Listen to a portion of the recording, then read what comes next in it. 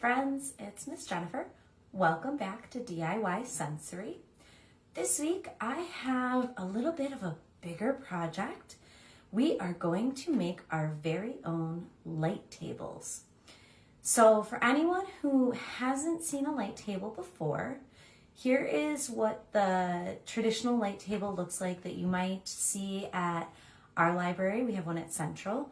You might see them in a classroom like a daycare or a kindergarten classroom, those kind of places.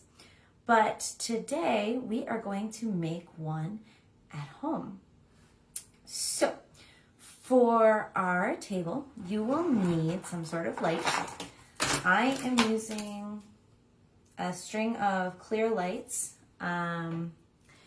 You can use like colored lights too if you want. The best recommendation is the clear rope light. I'm actually hoping to order some the next time that I make an order, but I didn't have any right now, so we're going to use the Christmas lights. The other thing that you're going to need is some sort of clear bin. So this is ours. It's a pretty decent size, but your bin doesn't need to be. The main thing that you need is the clear bin for the light to shine through. That, or if you have like a very lighter color bin for like the professional light table that you would buy, they have a piece of white plastic on top that the light can still get through. So anything like that would be good. I've also included some tape to tape my lights into place and an extension cord so that I can put the table wherever I want.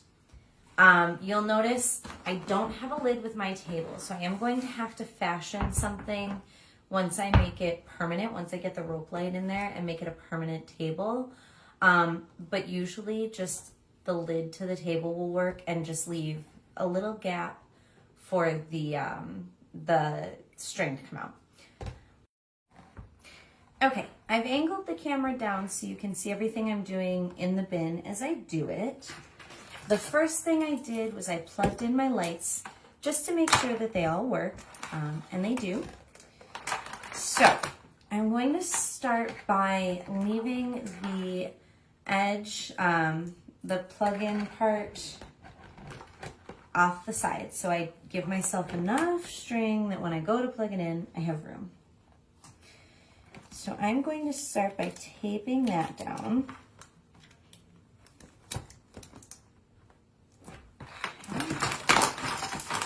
And from there, I am just going to string the lights around. I'm going to start by going outside on the outer rim of the box and just go around in circles from there. And it doesn't have to be pretty or fancy. If you want it to have a neat design, because that will kind of show through the box, go for it. Put our lights in there.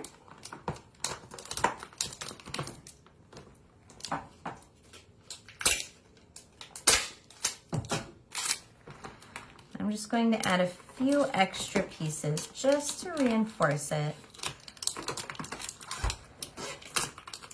Okay. All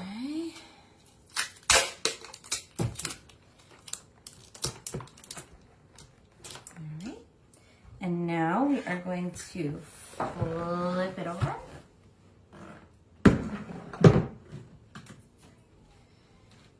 And plug it in.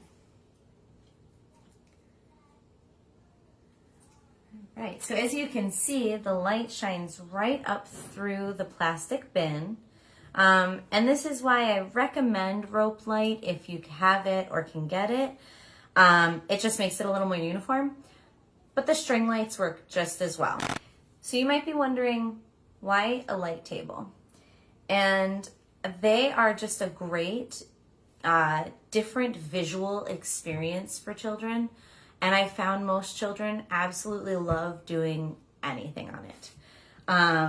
If you recall back to the first week of DIY Sensory, we made some paint bags.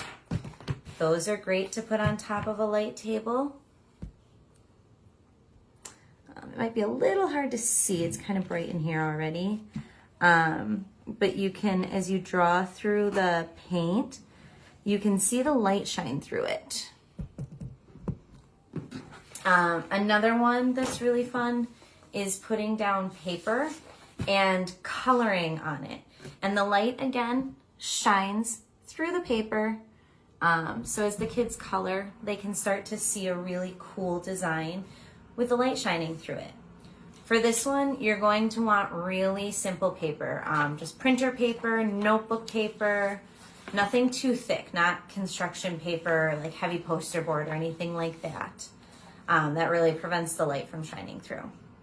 Another one that we did a few weeks ago in Sensory was our sensory bottles. Those are also fun to lay down on top of the